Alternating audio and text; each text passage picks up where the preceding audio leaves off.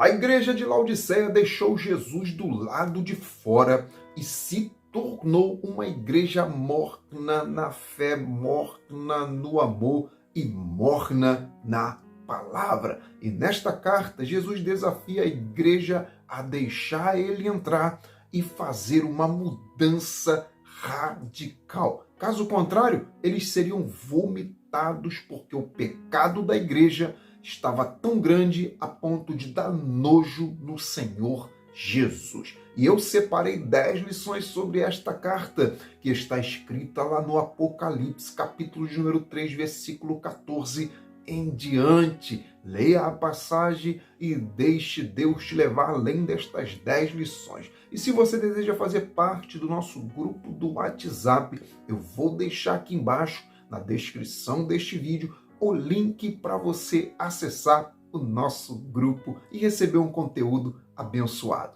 Agora sim, sem perda de tempo, nós vamos mergulhar nessa carta. Primeira lição: esta não é a primeira vez que Deus fala. Olha só, irmãos, que interessante. Você sabia que Deus já tinha enviado uma carta para a igreja de Laodiceia? Olha só o que está escrito lá em Colossenses capítulo 4, versículo de número 16. Paulo falando, ele diz assim: e quando esta carta tiver sido lida entre vocês, façam com que também ela seja lida na igreja dos laodicenses. E a carta que veio de Laodiceia, vocês também devem ler. O que Paulo está dizendo, irmãos, é que havia uma carta que já tinha sido enviada à igreja de Laodiceia e que também deveria ser lida pela igreja dos Colossenses. Isso, irmãos, acontecia porque a carta era a palavra de Deus. E já que a palavra de Deus é proveitosa para todos, a carta que foi para Laodiceia seria proveitosa para os colossenses. Mas o fato que eu quero destacar aqui é que a carta do Apocalipse, que foi enviada para a igreja de Laodiceia, não foi a primeira carta que Deus enviou para aquela igreja. Não foi. Não era a primeira vez que Jesus falava. Não era a primeira vez que Jesus alertava a igreja para que ela não se tornasse morna espiritualmente. E este alerta, irmãos, vale para todos nós hoje também. Quantas cartas, quantas vezes Jesus tem enviado alertas em nossa direção para não nos perder de vista. Quantas cartas Jesus vai ter que enviar na sua direção para que o mal não te aparte dele. Segunda lição: só é colocado para fora quem um dia entrou. Jesus diz assim lá no versículo 20: eis que estou à porta e bato. Se alguém ouvir a minha voz e abrir a porta, entrarei em sua casa e com ele cearei e ele ceará comigo também. Nós, irmãos, acostumamos a usar este versículo na hora do apelo, para que as pessoas que não são cristãs na igreja, que estão lá visitando o culto, aceitem Jesus como Salvador de suas vidas. Não que isso seja proibido, mas vale a pena lembrar que quem está colocando Jesus para fora da igreja são aqueles que se diziam cristãos, mas de fato não eram. É uma noiva suja que está colocando o noivo para fora. Então tome muito cuidado com sua vida com Deus. Sabe por quê? Porque o próximo ato após a friagem espiritual tomar conta do seu coração, sabe qual é? É colocar Jesus para fora da sua vida. E se Jesus foi colocado para fora, é porque um dia ele entrou nesse coração. Terceira lição: não deixe ele entrar, senão ele vai mudar tudo. Esse era o pensamento, o sentimento da igreja de Laodiceia. E é também o pensamento de muitos hoje. Não só Laodiceia, mas muitos hoje têm medo da transformação que Jesus vai causar, têm medo de mudança, preferem ficar no comodismo. Só que o que Jesus quer é nos confrontar pela palavra e trazer as mudanças necessárias, positivas para a nossa vida. Muitos irmãos pensam assim: se eu deixar Jesus entrar, eu vou ter que largar os vícios, vou ter que largar a mentira. Amém? O nível que Jesus propõe é: e conhecereis a verdade vai te libertar. É esse nível aqui, ó. Não vos conformeis com esse mundo, mas transformai-vos pela renovação do vosso entendimento. É isso que Jesus quer para a igreja de Laodiceia no versículo 20, quando ele diz: eu estou à porta, estou batendo, se alguém ouvir a minha voz, porque a fé vem pelo ouvir, e abrir a porta, entrarei em sua casa e com ele cearei e ele ceará. Que coisa linda, comunhão voltando para o lugar. Jesus quer entrar, irmãos, na nossa casa espiritual, em nosso ser e fazer uma verdadeira reforma. Então não se preocupe com o confronto, se preocupe com o conforto que não reforma a sua casa espiritual. Não se isole de Deus em nome de Jesus. Provérbio 18:1.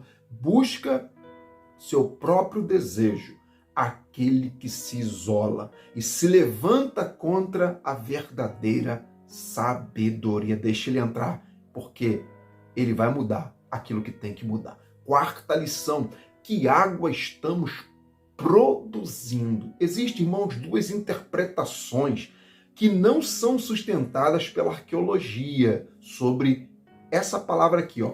A primeira, irmãos, diz que as águas quentes da cidade de Herápolis se misturavam com as águas frias da cidade de Colosso, e quando elas chegavam em Laodiceia, elas estavam mornas, porque misturava água quente e água fria. E a segunda interpretação diz que as águas vinham de muito longe até chegar em Laodiceia, e por causa da distância, as águas chegavam mornas na cidade de Laodiceia. Mas a realidade mesmo, irmãos, é que as águas que Laodiceia produziam eram águas termais, águas com temperatura um pouco mais elevadas, águas quentes por natureza. E devido ao alto teor de minerais naquela água, as águas causavam náuseas e vômito. Imagine beber uma água morna e salobra. Com certeza vai dar ânsia de vômito. Aí me vem a pergunta: que água estamos produzindo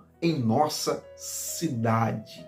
Que água estamos servindo para as pessoas que se aproximam de nós? Se Jesus não estiver do lado de fora, com certeza vamos produzir águas que refrigeram as almas, refrigeram as vidas sedentas. Por isso que Jesus plantou uma fonte naquela mulher samaritana e ela foi na cidade anunciar fontes para aqueles moradores. Quinta lição: a porta do nosso coração se abre de dentro para fora. Lá no princípio, irmãos, quando Adão e Eva pecaram, a Bíblia diz que Deus colocou Adão e Eva para fora.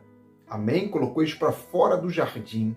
Isso foi lá no princípio, mas no final, que é o Apocalipse, no final da história bíblica, acontece o contrário. Se lá no princípio Deus colocou o homem para fora, agora é o homem que está colocando Deus para fora. Olha só, a igreja colocou Jesus para fora, porque lá no versículo 20 diz que Jesus falou assim: eis que estou à porta e bato. Se alguém ouvir a minha voz e abrir a porta, aí sim eu entrarei e cearei com ele, ele comigo. Então Jesus está do lado de fora. A igreja colocou Jesus do lado de fora. O dono da igreja estava do lado de fora. Mas repare que mesmo assim, Jesus continua batendo. Oh, meu Deus do céu, ele não desiste de nós. Jesus continua chamando a igreja para o arrependimento. O nosso comportamento, irmãos, descristianizado acaba colocando Jesus para fora. Jesus sai, sabe por quê? Porque o santo, ele não pode dividir espaço com o profano. O verdadeiro não tem parte com a mentira. A maçaneta que abre a porta, ela é do lado de dentro. Só nós podemos abrir, só você pode abrir. E vale a pena ressaltar que Jesus está querendo voltar para o lugar de onde ele era. Repare, irmãos, que essa mensagem não é para o pecador, mas para a igreja que colocou Jesus para o lado de fora. Sexta lição: para a pior igreja, uma das melhores promessas foi feita. Para abrir, irmãos, os olhos da igreja e numa tentativa extrema de recuperação da igreja de Laodiceia, Jesus apresenta uma promessa gloriosa. Olha só que coisa linda que ele diz lá no versículo 21.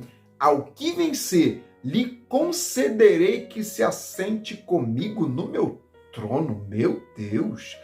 Ele continua dizendo, assim como eu venci e me assentei com meu Pai no trono. Irmãos, só se assenta no trono quem é herdeiro. Pegou? Jesus está dizendo que quem vencer herdará todas as riquezas do reino de Deus na glória. É como se Jesus dissesse assim, olha o que vai acontecer se vocês deixarem eu entrar em suas vidas. Por isso que eu estou batendo na porta, para não nos perder, irmãos, e para nos convencer, Jesus revela as maiores promessas que estão reservadas para os verdadeiros adoradores, para os vencedores. E fiel é aquele que nos prometeu. Qual é a promessa que Jesus ainda precisa fazer para você voltar? Sétima lição: Laodiceia não tem todo o tempo do mundo. No versículo 14, Jesus começa a carta, irmão, dizendo assim, isto diz o Amém, a testemunha fiel e verdadeira, o princípio da criação de Deus. Este, irmãos, olha só, amém que Jesus diz, ele se refere, nos leva a duas lições. A primeira é que o amém era sempre usado no final de uma oração ou no final de uma fala. E isso quer dizer que a última palavra, já que está no final, ela vem de Jesus. É Jesus dizendo, Laodiceia, abra os seus olhos, porque não vai acontecer o que o mundo está dizendo, mas sim o que eu disser sobre vocês, o que eu disser para vocês. Eu tenho a última palavra. E a segunda lição sobre o amém é que ele aponta para um pouco de tempo que a igreja tinha, irmãos, para colocar as coisas em ordem, colocar as coisas no devido lugar e deixar o noivo entrar. O amém estava próximo. Amém? Assim como o amém era colocado no final, Jesus está apontando para um fim. Quando ele diz assim, ó, eu sou o amém. Então, conserta a sua vida com Deus, porque o final se aproxima. Nós não temos todo o tempo do mundo. Ou Jesus vem, ou o final da vida vem. Oitava lição, cuidado com essa mistura. A água morna, irmãos, é o resultado da mistura entre água quente e água fria. Amém? Se nós fizermos essa mistura, vai dar água morna. Nossa vida espiritual fica morna quando permitimos que ela seja misturada por coisas desta vida que não edificam. A temperatura do mundo é um inverno espiritual para a nossa alma. Não tem como misturar o calor, a presença do Espírito Santo com a friagem deste mundo. E mesmo assim, irmãos, não tem como misturar os dois e continuar sendo bênção. Não tem como. Vai ficar morno. Amém? Vai ficar meio termo, vai ficar em cima do muro. Cuidado com esse conteúdo frio no celular. Cuidado com essas amizades frias. Cuidado com esse estilo de vida frio. Uma hora isso acaba te deixando morno a ponto de causar náusea no Senhor Jesus. Nona lição. Ouro provado no fogo, vestes brancas e colírio do céu. Que coisa linda, irmãos. No versículo 18, Jesus apresenta o segredo para o coração da igreja voltar a bater de novo. Ele diz: comprem de mim ouro provado no fogo, para que vocês possam enriquecer, e vestidos brancos, para que vocês possam se vestir e não passar vergonha, não aparecer a vergonha da tua nudez, e que unja os teus olhos com o colírio do céu, para que vocês possam ver. Esse ver, os olhos da fé. Jesus, irmãos, parece aqui, está aparecendo aqui um vendedor negociando 3 produtos riquíssimos com o propósito de beneficiar um cliente chamado Laodiceia. É por isso que ele diz: comprem de mim, ou seja, paguem um preço mínimo e receba 3 prêmios extraordinários. Prêmios estes, irmãos, que não podem ser encontrados na terra. Nenhuma loja de ouro tem esse ouro provado no fogo. O ouro aqui, irmãos, fala de um revestimento do céu, porque a arca da aliança era feita de madeira de acácia e revestida com ouro. O ouro cobria todas as imperfeições que a madeira de acácia tinha. Quando o ouro cobria ela, ninguém via os defeitos dela. As vestes brancas também não podem ser encontradas em nenhuma outra loja dessa terra.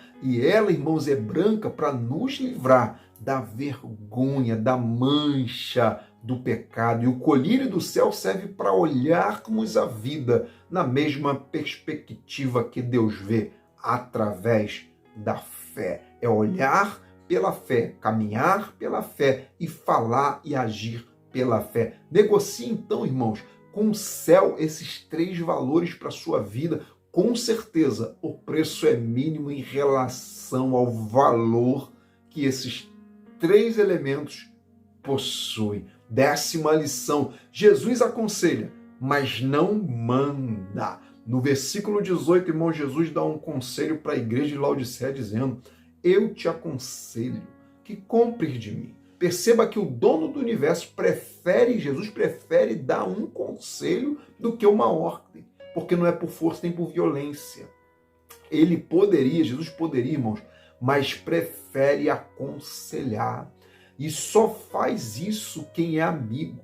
Quem dá conselho é amigo. Jesus aconselha, irmãos, em busca de uma atitude espontânea e não forçada da igreja. Sabe por quê? Porque ninguém serve a Deus por obrigação. Ninguém. Deus poderia, irmãos, nos fazer semelhante a robôs. A gente já poderia nascer, antes de falar papai e mamãe, a gente já nascer dando glória a Deus e falando de Jesus. Só que isso seria algo forçado, algo robotizado. Deus quer, irmãos, uma aproximação que seja baseada no amor. É por isso que ele enviou seu Filho por nós e nos criou através do amor, nos perdoou através do amor. E agora tudo que a gente fizer para ele e por ele, se não for por amor, vai dar náuseas nele. Que a sua vida seja uma vida que Jesus olhe e se alegre com ela, em nome de Jesus. Estas foram as 7 cartas que Jesus enviou ao Apocalipse. E eu tenho certeza que, assim como a carta que nós falamos agora ali no começo, a carta de Colossenses servia para a igreja de Laodiceia, e a primeira carta, que não é essa carta, foram 2 cartas, pelo menos 2 cartas, é o que a gente tem na Bíblia dizendo, a carta de Laodiceia servia para Colossenses também. Então, a mesma carta que Jesus enviou para Éfeso, enviou para Esmirna, enviou para Sardes, enviou para Tiatira, enviou para Filadélfia, enviou para Laodiceia, para Pérgamo, todas essas cartas também servem para nossa edificação, para um alerta, porque Jesus, nessas cartas, começa o Apocalipse falando para a igreja. Então Jesus quer consertar do lado de dentro, organizar a igreja primeiro, o lado de dentro, para depois ela ser uma bênção do lado de fora. Aí você acompanha até o final? Então deixa teu comentário. Muito obrigado por sua presença aqui. Vem aí mais lições essa semana. Então fique ligado, Fique ligado e que Deus continue te abençoando.